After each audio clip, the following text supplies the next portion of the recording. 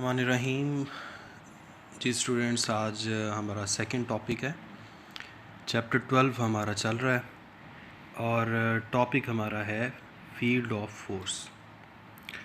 एक बार ज़हन में रखें कि ये वाला टॉपिक जो है एमसीक्यूज़ या शॉर्ट क्वेश्चंस के लिए आप करेंगे। सबसे पहले हम ये देखेंगे कि किसी भी चार्ज की फील्ड से क्या मुराद है, या उससे भी पहले हम ये देखेंगे कि एक चार्ज दूसरे चार्ज पर फोर्स किस तरह से लगाता है या उसका मैकेनिज़्म क्या है। तो ये बात सबसे पहले हमें बताई थी माइकल फैराडे ने, और इसने एक कॉन्सेप्ट दिया था, और वो कॉन्सेप्ट ये था कि जब एक चार्ज की फील्ड के अंदर, यानी उसके इलाके के अंदर, उसके रीजन के अंदर दूसरा चार्ज लाया जाता है, जैसे ये देखें, ये हमारे पास जो गिवन चार्ज है वो है प्लस क्यू, और जो दूसरा चार्ज है जिसको हम इस चार्ज की फील्ड के अंदर ला रहे हैं उसे नाम दिया जाता है टेस्ट चार्ज।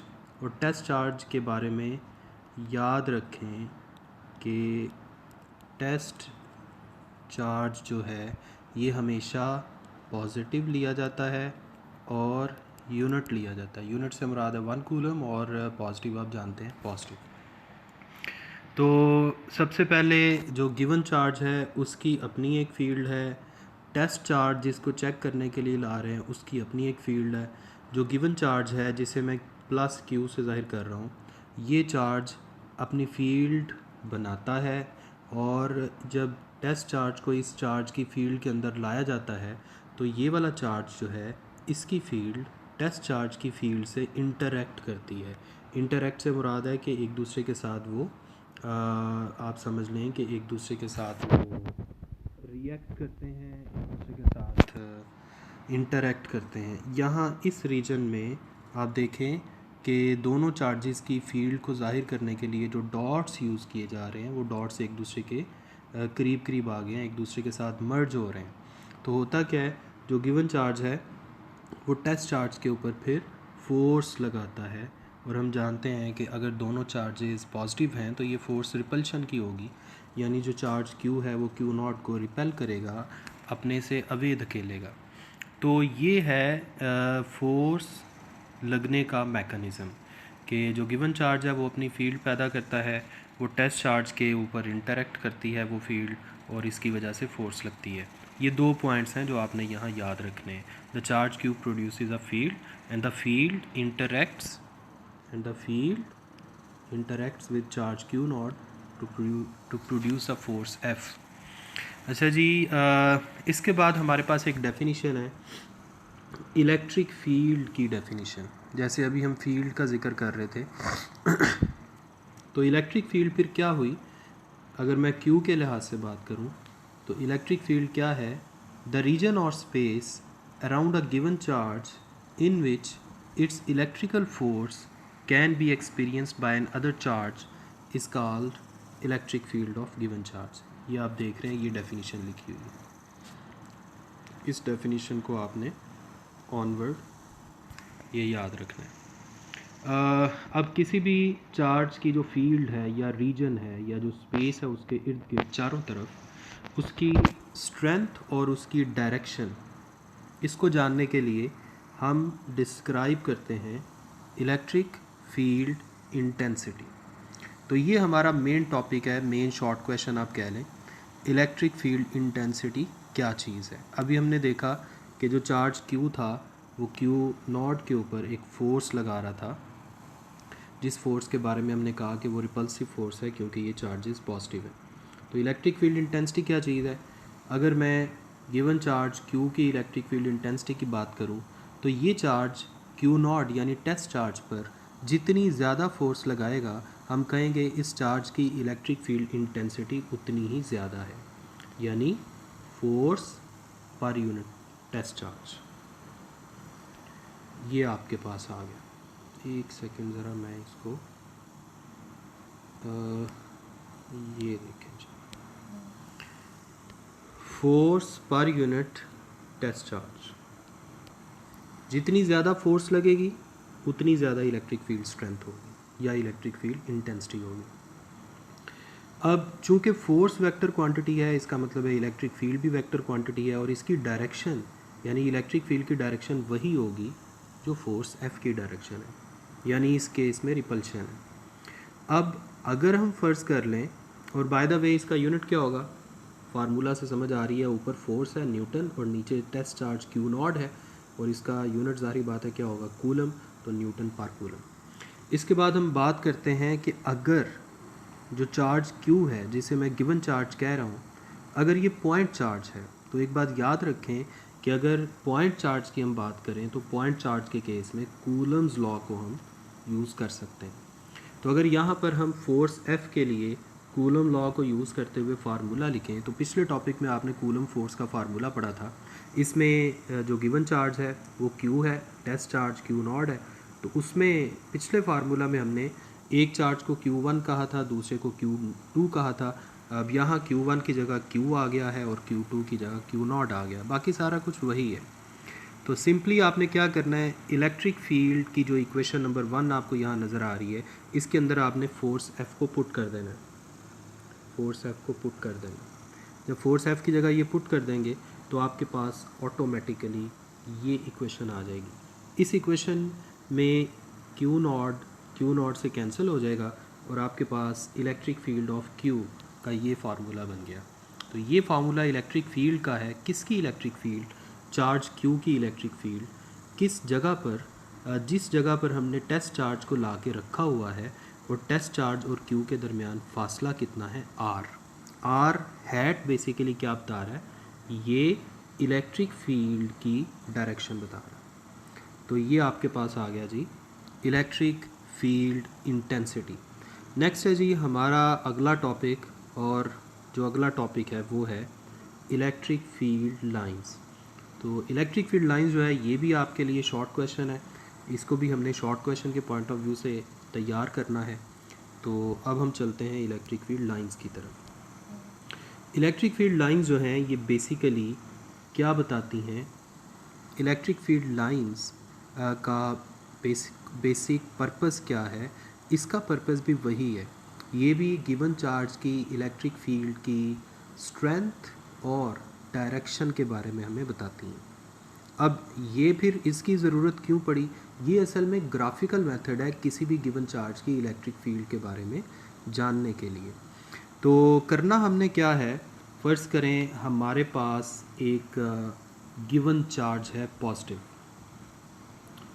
Positive charge. एक सेकेंड, वो पीछे रह गया शायद, let me check. Positive charge की यहाँ मिसिंग है, उसको हम देख लेते हैं, वो मैं यहाँ बना देता हूँ। ओके जी, फ़र्ज़ करें हमारे पास एक चार्ज है पॉजिटिव, ये आइसोलेटेड चार्ज है, मतलब अकेला चार्ज है। तो इसके इर्द गिर्द मुख्तलिफ़ पॉइंट्स पे रैंडम चारों तरफ अगर हम टेस्ट चार्ज रखेंगे, तो आप जानते हैं टेस्ट चार्ज हमेशा पॉजिटिव होता है। अगर टेस्ट चार्ज रखेंगे तो ये वाला चार्ज यानी Q charge, test charge Q naught पर जो फोर्स लगाएगा वो रिपल्शन की फ़ोर्स होगी, यानी Q जो है ये Q नॉट को रिपेल करेगा चारों तरफ से। तो ये बात जहन में रखें कि Q नॉट यानी टेस्ट चार्ज गिवन चार्ज की फील्ड के अंदर जिस तरफ मूव करेगा, इमेजिनेशन में जिस तरफ मूव करेगा, जहाँ जहाँ मूव करेगा वहाँ वहाँ हमने लाइन ड्रॉ करते जाना है, और इसी लाइन को नाम दिया जाता है इलेक्ट्रिक फील्ड लाइंस या इलेक्ट्रिक लाइंस ऑफ फोर्स। तो इसका मतलब ये हुआ कि ये एक इमेजिनरी पाथ है जिस पाथ पे टेस्ट चार्ज मूव करता है किसकी फील्ड के अंदर, गिवन चार्ज की फील्ड के अंदर। तो जहाँ जहाँ वो मूव करेगा वहाँ लाइन ड्रॉ करते जाएं, और यही लाइन जो है, this line is called electric field line. तो अगर हम गौर करें तो आइसोलेटेड पॉजिटिव चार्ज जो है उसकी इलेक्ट्रिक फील्ड लाइंस की डायरेक्शन क्या होगी, रेडियली आउटवर्ड, अगर हम इमेजिन करें कि एक फ़ुटबॉल के सेंटर पे आपने पॉजिटिव चार्ज रखा हुआ है और फुटबॉल के सरफेस के ऊपर हर जगह पे आप टेस्ट चार्ज रखें, तो टेस्ट चार्ज पर गिवन चार्ज जो सेंटर पे पड़ा हुआ है उसकी वजह से जो फोर्सेस लगेंगी वो रेडियली आउटवर्ड लगेंगी। इसका मतलब है electric field lines due to positive isolated charge वो किस तरफ होंगी, रेडियली आउटवर्ड। ये यहाँ पे मेंशन किया गया है, ये देखें, ठीक हो गया। इसी तरह due to isolated negative charge, अगर हमारे पास आइसोलेटेड नेगेटिव चार्ज है तो सेम केस होगा, बस फ़र्क क्या होगा कि नेगेटिव चार्ज हम जानते हैं अगर मैं चारों तरफ टेस्ट चार्जेस रखूं तो नेगेटिव चार्ज इनको क्या करेगा, अपनी तरफ अट्रैक्ट करेगा। इसका मतलब है कि नेगेटिव चार्ज की इलेक्ट्रिक फील्ड लाइंस की डायरेक्शन क्या होगी, रेडियली इनवर्ड, अंदर की तरफ, रेडियस के अलोंग अंदर की तरफ। ठीक हो गया जी।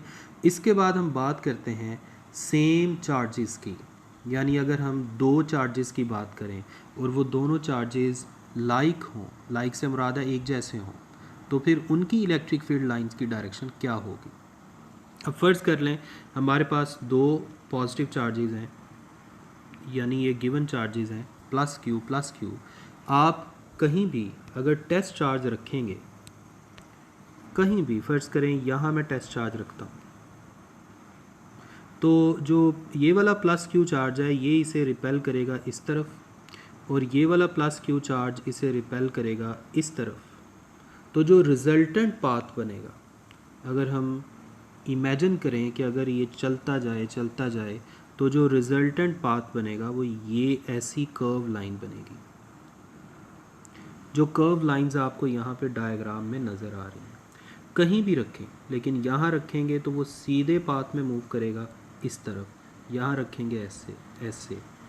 इसी तरह अगर कहीं हम यहाँ रखेंगे तो ये इस डायरेक्शन में मूव करेगा। तो ये आपको जो डायग्राम नज़र आ रही है ये असल में क्या है, दो लाइक चार्जेस की वजह से जो रिज़ल्टेंट इलेक्ट्रिक फील्ड लाइंस बनती हैं उनकी डायग्राम। अगर आप गौर करें तो इनके बिल्कुल दरमियान में जो रीजन है यहाँ कोई भी इलेक्ट्रिक फील्ड लाइन नहीं होगी। उसकी वजह क्या है कि दरमियान में जब हम टेस्ट चार्ज रखेंगे, फ़र्ज़ करें अगर मैं सेंटर में टेस्ट चार्ज रखता हूँ ये यहाँ पे Q0, तो जो राइट साइड वाला पॉजिटिव चार्ज है वो इस तरफ इसे रिपेल करेगा, लेफ़्ट साइड वाला पॉजिटिव चार्ज इस तरफ रिपेल करेगा। दोनों सेम फोर्स लगाकर ऑपोजिट डायरेक्शन में रिपेल कर रहे हैं, तो रिजल्टेंट फोर्स क्या होगी, ज़ीरो, जिसकी वजह से सेंट्रल रीजन में कोई भी इलेक्ट्रिक फील्ड लाइन नहीं होगी। लेकिन अगर हम बात करें, जैसे ये आपको आगे एक हेडिंग नज़र आ रही है, ड्यू टू ऑपोजिट यानी अनलाइक चार्जेस। अगर हम अनलाइक चार्जेस की बात करें, अनलाइक चार्जेस के केस में क्या होगा, यानी एक पॉजिटिव चार्ज है दूसरा नेगेटिव चार्ज है, तो अगर यहाँ कहीं भी मैं टेस्ट चार्ज रखता हूँ, फ़र्ज़ करें ये मैंने टेस्ट चार्ज रखा है Q0, तो इस टेस्ट चार्ज के ऊपर जो पॉजिटिव चार्ज है वो बिल्कुल इस तरफ रिपल्शन करेगा और नेगेटिव चार्ज इस तरफ अट्रैक्शन करेगा। तो इनका जो रिज़ल्टेंट डायरेक्शन बनेगी इनकी वो कुछ ऐसी बनेगी कि एक कर्व लाइन बनेगी इस तरफ, और ये कर्व लाइन पॉजिटिव चार्ज से निकल रही होगी और नेगेटिव चार्ज की तरफ जा रही होगी। अगर हम इसी तरह हर जगह पे मुख्तलिफ पॉइंट्स पर टेस्ट चार्जेस रखें तो हमारे पास जो रिज़ल्टेंट डायरेक्शंस बनेंगी वो ऐसी होंगी, ये इसी तरह यहाँ से ऐसे। ये बस आपने याद रखना है कि यहाँ स्ट्रेट लाइन होगी, इधर भी स्ट्रेट लाइन होगी। बस ये याद रखें कि पॉजिटिव चार्ज से जो इलेक्ट्रिक फील्ड लाइन है उसका एरो बाहर की तरफ होता है और नेगेटिव चार्ज के अंदर की तरफ होता है। तो ये था electric field lines due to unlike charges यानी ऑपोजिट चार्जेस। ठीक हो गया जी। इसके बाद हम आगे चलते हैं और हम बात करते हैं electric field lines between oppositely charged parallel plates. ये देखें, अब यहाँ कहीं भी अगर हम टेस्ट चार्ज रखें, फ़र्ज़ करें यहाँ मैं टेस्ट चार्ज रख रहा हूँ, तो पॉजिटिव प्लेट की वजह से इस तरफ फोर्स लगेगी, नेगेटिव प्लेट की वजह से इस तरफ फोर्स लगेगी। तो यहाँ जो रिजल्टेंट लाइन बनेगी वो कर्व लाइन होगी जो बाहर की तरफ निकली होगी ये। लेकिन अगर मैं टेस्ट चार्ज को रखूं अंदर कहीं भी, जैसे फ़र्ज़ करें यहाँ मैं टेस्ट चार्ज को रखता हूँ, तो पॉजिटिव प्लेट रिपेल करेगी, नेगेटिव प्लेट अट्रैक्ट करेगी, जिसकी वजह से इलेक्ट्रिक फील्ड लाइन बिल्कुल स्ट्रेट आपको नज़र आएगी। क्योंकि ये जो प्लेट्स हैं ये भी पैरेलल हैं, तो जो इनके दरमियान इलेक्ट्रिक फील्ड लाइंस होंगी वो बिल्कुल स्ट्रेट होंगी। तो जो दरमियान वाला रीजन है, ये वाला रीजन जो आपको नज़र आ रहा है, इसमें आप गौर करें इलेक्ट्रिक फील्ड लाइंस के दरमियान डिस्टेंस भी एक जैसा है और वो आपस में पैरेलल भी हैं। इसका मतलब है इस रीजन में जो इलेक्ट्रिक फील्ड है वो यूनिफॉर्म है, यूनिफॉर्म इलेक्ट्रिक फील्ड। लेकिन किनारों वाले रीजन्स में जहाँ इलेक्ट्रिक फील्ड लाइंस के दरमियान फासला भी चेंज हो रहा है और उनकी डायरेक्शन भी डिफरेंट है, रैंडम है, इसका मतलब है यहाँ इलेक्ट्रिक फील्ड नॉन यूनिफॉर्म है। तो अगर इलेक्ट्रिक फील्ड लाइंस के दरमियान डिस्टेंस एक जैसा हो और वो आपस में पैरेलल हों, इस बात का मतलब क्या होता है कि इस रीजन में हर पॉइंट पे, कहीं भी आप देख लें, हर पॉइंट पे इलेक्ट्रिक फील्ड यूनिफॉर्म होगी। लेकिन अगर इलेक्ट्रिक फील्ड लाइंस के दरमियान डिस्टेंस चेंज हो रहा है, इसका मतलब है वो नॉन यूनिफॉर्म होगी। ठीक हो गया। अब हम बात करते हैं अपनी इसी डिस्कशन को लेके, बल्कि यहाँ एक हेडिंग आप देख रहे हैं, condition for uniform electric field in terms of electric field lines. Electric field lines should be parallel, should be equally spaced, electric field lines passing per unit area should be same. ठीक हो गया। इसके बाद हम बात करते हैं, देखें अगर इलेक्ट्रिक फील्ड लाइंस पैरेलल और इक्वली स्पेस्ड हैं तो ये जो तीसरा पॉइंट है ये ऑटोमेटिकली ओबे हो जाता है। तो आप अगर पहले दो पॉइंट को याद रख लें तो काफ़ी है। इसके बाद है जी इलेक्ट्रिक फील्ड लाइंस की प्रॉपर्टीज़। इलेक्ट्रिक फील्ड लाइंस जो हैं इनकी जो चार प्रॉपर्टीज़ यहाँ लिखी गई हैं, ये हमारी अभी तक की डिस्कशन के रिजल्ट्स हैं, यानी ये बातें हम डिस्कस कर चुके हैं। अगर आप गौर करें, पहला पॉइंट जो यहाँ लिखा हुआ है, electric field lines originate from positive charges and and on negative charge. देखिए मैं शुरू से आपको बताता रहा हूँ कि electric field lines positive charge से निकलेंगी और नेगेटिव चार्ज की तरफ जाएंगी। तो ये पहली प्रॉपर्टी हो गई। ये जो दूसरी प्रॉपर्टी है, the tangent to a field line at any point gives the direction of electric field at that point. आप किसी भी पॉइंट पे देख लें, फ़र्ज़ करें मैं यहाँ पर, यहाँ बल्कि डायरेक्शन बनी भी हुई है, फ़र्ज़ करें यहाँ पे मैं इलेक्ट्रिक फील्ड की डायरेक्शन बताना चाहता हूँ, तो सिंपली क्या करें, यहाँ एक टेंजेंट ड्रॉ करें। जो टेंजेंट की डायरेक्शन होगी इस पॉइंट पे इलेक्ट्रिक फील्ड की वही डायरेक्शन होगी। क्योंकि ये इलेक्ट्रिक फील्ड लाइंस कर्व्ड हैं, इसका मतलब है हर पॉइंट पर, यानी हर पॉइंट पे यहाँ यहाँ यहाँ यहाँ हर पॉइंट पर इलेक्ट्रिक फील्ड की डिफरेंट डायरेक्शन है। जिस पॉइंट पे भी हमें इलेक्ट्रिक फील्ड की डायरेक्शन चाहिए, हम उस पॉइंट पे टेंजेंट ड्रॉ करके इलेक्ट्रिक फील्ड की कॉरस्पॉन्डिंग डायरेक्शन बता सकते हैं। तीसरा पॉइंट क्या है, the lines are closer where the field is strong and the lines are farther apart where the field is weak. अगर आप आइसोलेटेड पॉजिटिव चार्ज की बात करें या नेगेटिव चार्ज की बात करें, तो देखें पॉजिटिव चार्ज के करीब करीब अगर हम देखें तो इलेक्ट्रिक फील्ड लाइंस जो हैं उनके दरमियान फासला कम होता है, और अगर दूर जाएं तो इलेक्ट्रिक फील्ड लाइंस के दरमियान फासला ज़्यादा हो जाता है। इसी तरह नेगेटिव चार्ज के केस में भी ऐसा ही है। जैसे यहाँ भी आप देख सकते हैं, यहाँ इलेक्ट्रिक फील्ड लाइंस करीब करीब हैं और यहाँ दूर दूर है, यानी दो इलेक्ट्रिक फील्ड लाइंस के दरमियान फासला ज़्यादा है और यहाँ दो इलेक्ट्रिक फील्ड लाइंस के दरमियान फासला कम है। इसका मतलब है यहाँ फील्ड स्ट्रॉन्गर है, यहाँ वीक है। और इसकी वजह क्या है, हमें क्यों ऐसा लगा? सिंपल सी बात है, अगर हम चार्ज के करीब होंगे तो इलेक्ट्रिक फील्ड स्ट्रॉन्ग होगी और अगर चार्ज से दूर होंगे तो इलेक्ट्रिक फील्ड वीक होगी। और हमने ये भी देखा कि चार्ज के करीब इलेक्ट्रिक फील्ड लाइंस के दरमियान फासला कम होता है और चार्ज के दूर जाए तो इलेक्ट्रिक फील्ड लाइंस के दरमियान फासला ज़्यादा होता जाता है आहिस्ता आहिस्ता। इसका मतलब है कि इलेक्ट्रिक फील्ड के लिहाज से अगर हमने देखना है कि कहाँ फील्ड स्ट्रॉन्ग है और कहाँ फील्ड वीक है, तो हम क्या हिसाब लगाएंगे कि अगर इलेक्ट्रिक फील्ड लाइंस के दरमियान फासला कम है तो समझें उस रीजन में इलेक्ट्रिक फील्ड स्ट्रॉन्ग है, और अगर इलेक्ट्रिक फील्ड लाइंस के दरमियान डिस्टेंस ज़्यादा होता जा रहा है तो समझें इलेक्ट्रिक फील्ड वीक होती जा रही है। ठीक है जी। चौथा और आखिरी point, no two lines cross each other. एक बात जहन में रखें, आप देखें किसी भी डायग्राम में, देखें किसी भी डायग्राम में, चाहे वो आइसोलेटेड पॉजिटिव चार्ज है, आइसोलेटेड नेगेटिव चार्ज है, चाहे दो लाइक चार्जेस हैं, चाहे दो अनलाइक चार्जेस हैं, चाहे पैरेलल प्लेट्स की आप बात कर रहे हैं जिन पे ऑपोजिट चार्ज है, हर जगह पे इलेक्ट्रिक फील्ड लाइंस कभी भी क्रॉस नहीं करेंगी। उसकी वजह ये है कि अगर आप दो चार्जेस की भी बात करें तो किसी भी पॉइंट पे आप ले लें, जब हम इलेक्ट्रिक फील्ड लाइन ड्रॉ करते हैं तो हम इन दो चार्जेस की रिजल्टेंट इलेक्ट्रिक फील्ड की बात कर रहे होते हैं। इसका मतलब है हर पॉइंट पे इनकी रिजल्टेंट इलेक्ट्रिक फील्ड की कोई एक वैल्यू ही हो सकती है। अगर हम ये एज्यूम करें कि फ़र्ज़ करें कि किसी एक पॉइंट पे इलेक्ट्रिक फील्ड लाइंस क्रॉस कर रही हैं, यानी दोनों की अलग अलग इलेक्ट्रिक फील्ड लाइन है, तो इसका मतलब क्या होगा कि यहाँ जो पॉइंट ऑफ इंटरसेक्शन है, यहाँ इलेक्ट्रिक फील्ड की एक से ज़्यादा यानी दो डायरेक्शंस आ गई। That is not possible.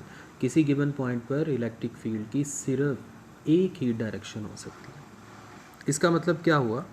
इसका मतलब ये हुआ कि इलेक्ट्रिक फील्ड लाइंस कभी भी क्रॉस नहीं कर सकती।